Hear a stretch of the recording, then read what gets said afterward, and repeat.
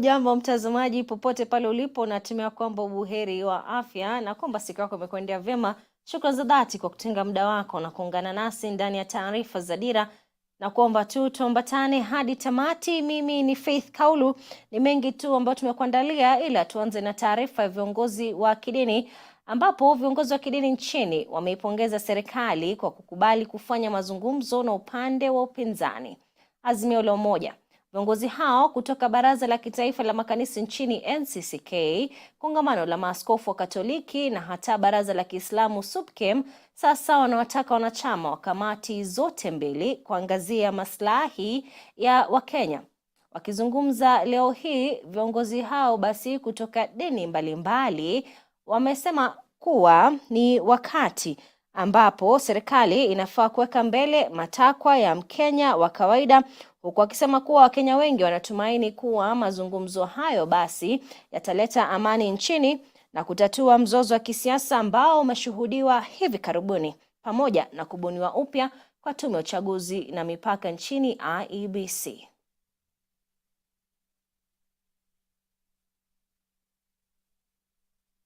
We reflected on the realization that prosperity, peace and joy in our nation is dependent on unity. And as we recognize in the national anthem, let all with one accord, in common bond united, build our nation together. Having experienced tensions, violence, and political disquiet since the beginning of the year, Kenyans have in the last few days heaved a sigh of relief as the bipartisan talks got underway.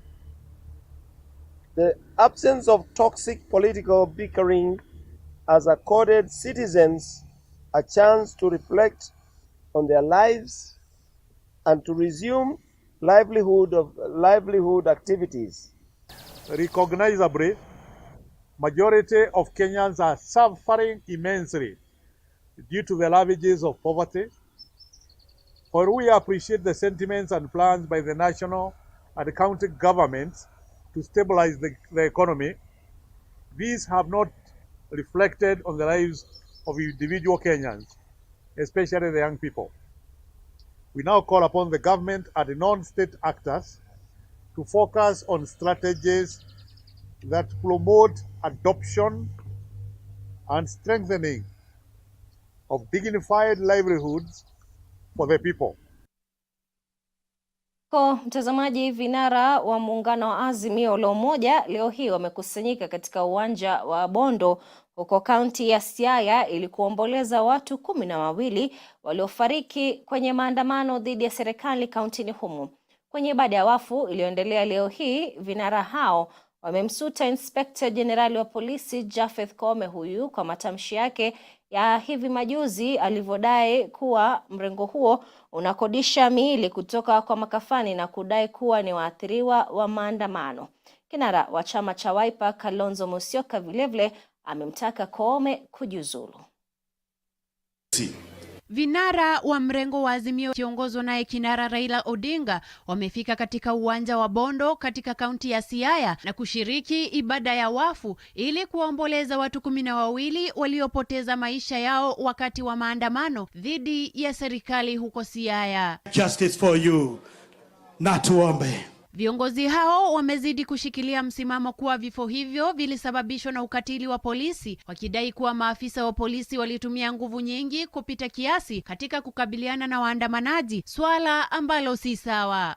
Tuko hapa kusema pole kwa familia ambao wamepoteza wapendwa wao, na wale wote nimeona ni vijana. Wameua vijana wetu, vijana ambao ni baba, ni vijana wamewacha wajane, wamewacha mama zao, wamewacha ndugu, dada, na tuko na majonzi. Today is a very sad day, not only for the people of Siaya, but for the entire nation of Kenya. we are paying our last tribute to very young people. Azimio ikizidi kushikilia msimamo kuwa maandamano walioongoza yalikuwa ya fujo, wakati tu ambapo maafisa wa polisi walianza kutumia risasi kinyume na inavyopaswa. Wakati watu wanaandamana, kama iko shida, polisi wanaruhusiwa watumie tear gas ya kutawanya watu. Huwezi ukatumia live bullets. So these young people have died a very brutal and painful death. They are basically victims of gunshots committed by police officers who were supposed to protect them, their lives and property. Bi Martha Karua alishikilia kuwa ajenda za kamati ya Azimio kwenye mazungumzo ni ile ile, mrengo huo ukitupilia mbali madai ya wao kuazimia kuwepo kwa makubaliano ya kugawanya madaraka au nusu mkate. Karua akisema kuwa kamati inayowasilisha mrengo wa Azimio kwenye mazungumzo inafahamu ajenda zao vikamilifu. Sisi kama Azimio hatujaomba viti, hatujaomba hata katiba ipanduliwe tupatiwe viti. Tumetosheka kuwa tunatetea wananchi vile tulivyo. Usilete ajenda haieleweki. Ajenda ni gharama ya maisha. Ajenda ni kufungua sava.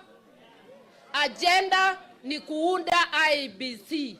Kinara wa Wiper Kalonzo aidha amemkashifu vikali Inspector General wa polisi Japhet Koome kwa matamshi yake ya hivi punde ya kudai kuwa mrengo wa Azimio ulikodisha mili ya waliofariki kwa njia tofauti na kudai kuwa ni waathiriwa wa ukatili wa polisi. Kalonzo sasa akimtaka Koome kujiuzulu, kwani kulingana naye hastahili kushikilia wadhifa huo. Can be a nation under the rule of law, which it should be, but unfortunately right now is a nation under police brutality.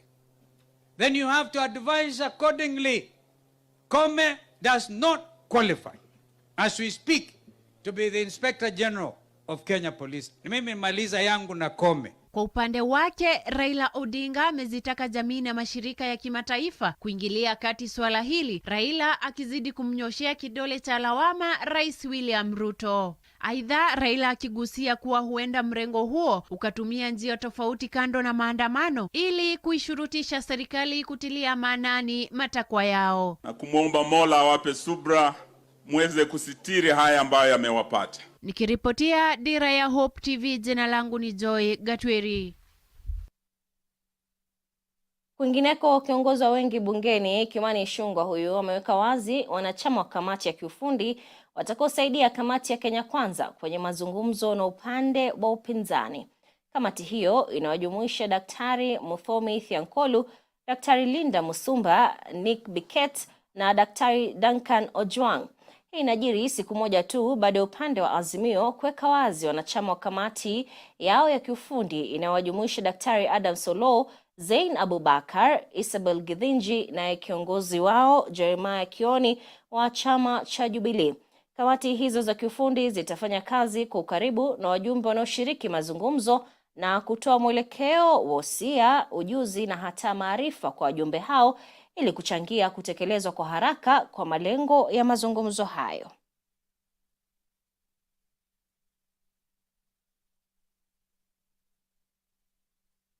Kwingineko ni kuwa viongozi vijana wametoa wito kwa serikali kubuni mazingira yatakayowezesha vijana kukabiliana na changamoto za kiuchumi humu nchini. Wakiongozwa na Cynthia Barasa kutoka kwa jukwaa la wanawake waelimishaji wenye asili ya Kiafrika humu nchini, viongozi hao wamewataka vijana kwa mstari wa mbele katika kutetea na hata kupigania taifa bora.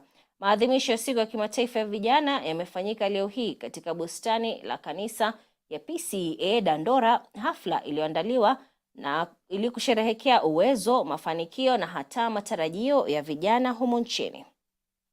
My call to the government is to create a conducive environment for the youth.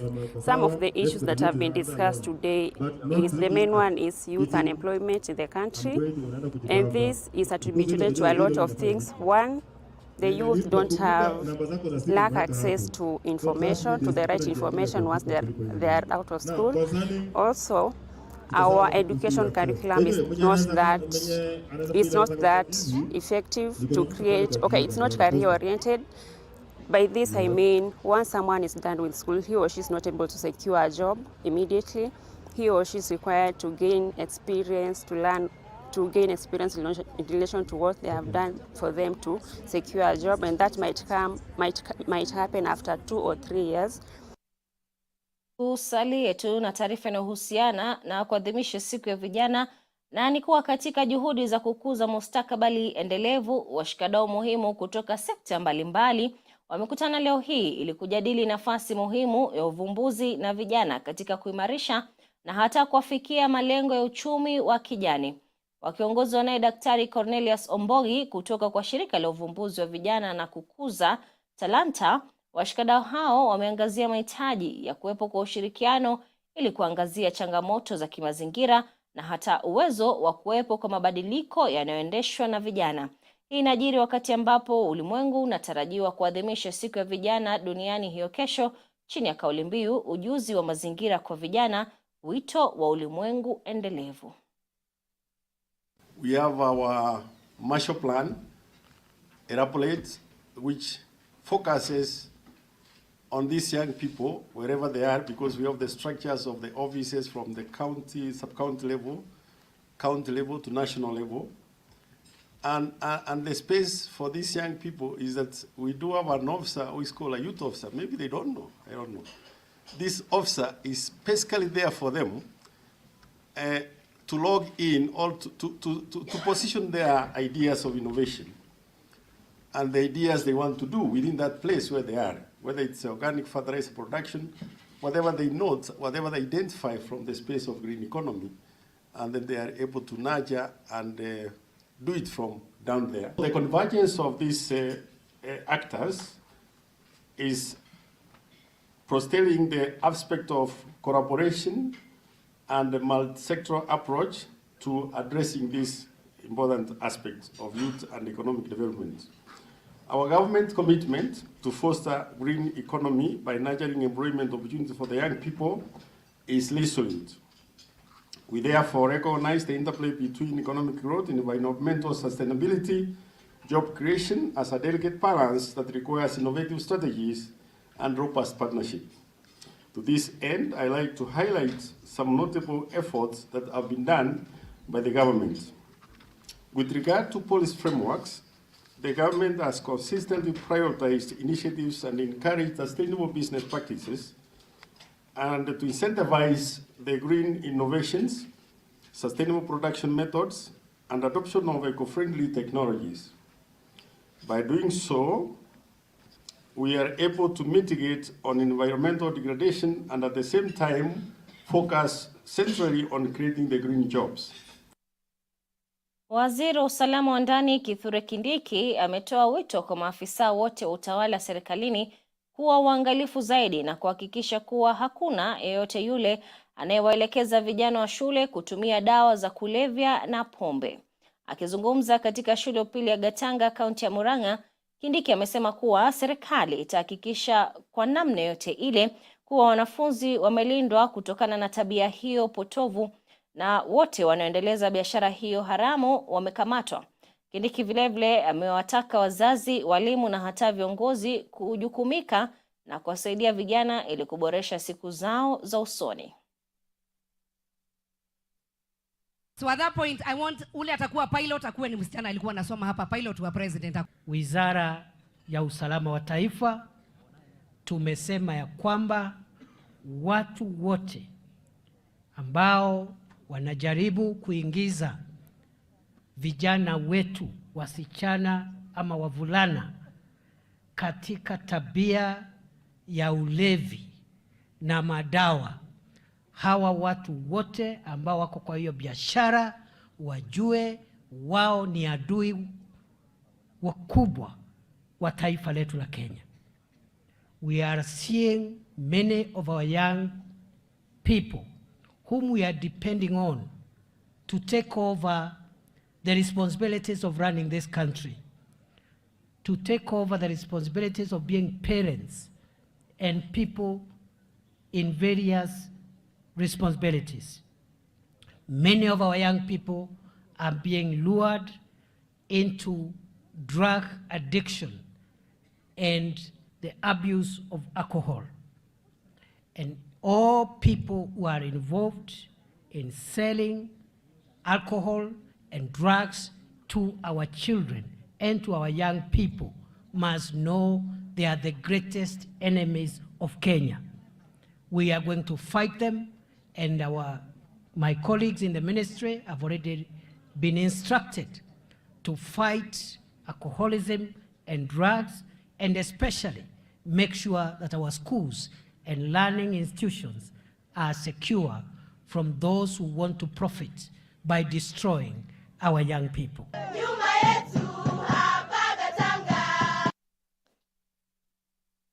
Kwingineko, mtazamaji, katibu mkuu kwenye idara ya huduma za urekebishaji Kunradhi Salome Erimu huyu amesema kuwa mipango kabambe ya kupunguza msongamano magerezani inaendelea, lengo kuu likiwa kuimarisha na kuboresha maisha ya wafungwa gerezani.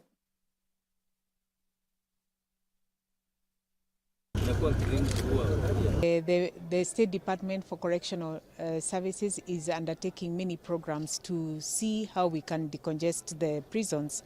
And one of the approaches we are using is working hand in hand with the judiciary to see whether we can upscale the issuance of probation orders and community service orders, so that the remandees who are in prisons, instead of them serving their sentences in prisons, they go and do community service or probation to go for probation. And in this regard, we are working very closely with the Office of the Chief Justice through the National Commissioner on Administration of Justice. And we are also scaling up the alternative dispute resolution mechanism, working with the county commissioners and working with other stakeholders to see, and even the chiefs, to see whether family disputes at the village level and at the local level can be resolved outside of the court system. And so that way families are not only united, but also resolutions problems are resolved, especially problems relating to petty theft, problems relating to land can be resolved, and that way we do not have more people being imprisoned.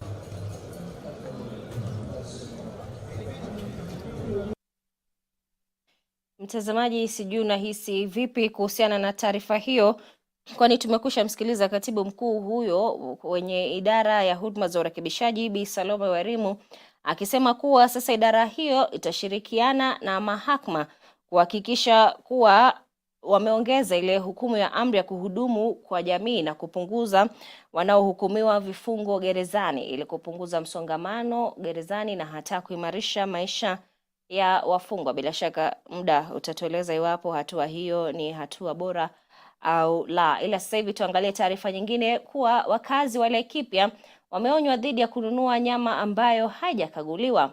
Hii ni baada ya kuongezeka kwa uwindaji haramu, swala ambalo linahofiwa huenda likasababisha kuongezeka kwa magonjwa yanayosambazwa kutoka kwa wanyama hadi binadamu.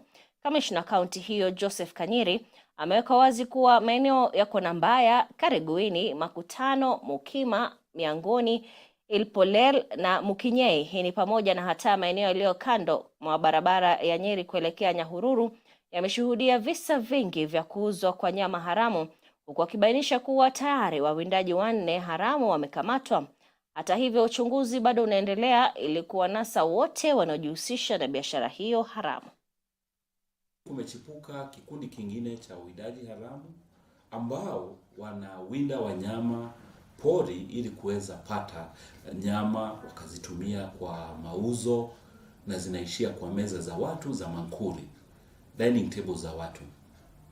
Kwa mfano, kuna wale wanawinda punda milia, zebra, kuna wale wanawinda dik, kuna wale wanawinda swara, na tumeona ongezeko la visa hivi haswa sehemu ya X-Rock, pande ya Kona Mbaya, kule Laikipia Central, area za Makutano, Kareguini, na hizi nyama zikishawindwa toka porini zinauzwa katika sehemu za Makuri na bushari zetu, barabara ya Nyeri kuelekea Nyahururu. Si wote, lakini kuna wale baadhi yao ni waragai na wanauza hizi nyama, na haswa kule sehemu kunauzwa hizi nyama choma na sehemu ambako kunauzwa hizi pombe haramu. Kuna sehemu ya Mukema, kuna sehemu ya Mukinyai, kuna sehemu ya Mwangoni, na pia kuna sehemu ya Ilporei. Kuna baadhi ya hawa, kuna wale tumeshika sehemu ya Ilporei, sehemu ya Mukema, hawakosi watu 4. Lakini kwa hawa wawindaji ambao wanawinda punda milia, wanakuja mbio, wanakimbiza kwa pikipiki. Wakisha idunga mkuki au kuikata kwa uti wa mgongo, haraka wanatoa visu vyenye makali zaidi na kumgawanya yule punda mara 2 na kutia zile nyama pamoja na ngozi kwa gunia. Wanaenda wanachinja mafishoni na kuziingiza kwa busheri. Tumeweza kuwashika na watafikishwa kotini kwa hatia ya uwindaji haramu. Mtazamaji, basi kufikia hapo sina la ziada, ila niruhusu niondoke mimi, manake ndo mwisho wa Dira jioni hii leo, ila usiteshaka, panapo majaliwa tupatane tena papa hapa itakapotimia saa 1 kamili saa za Afrika Mashariki hiyo kesho. Ila kwa sasa mtazamaji, niweke mahali pema moyoni. Mimi ni Faith Kaulu, kwaheri.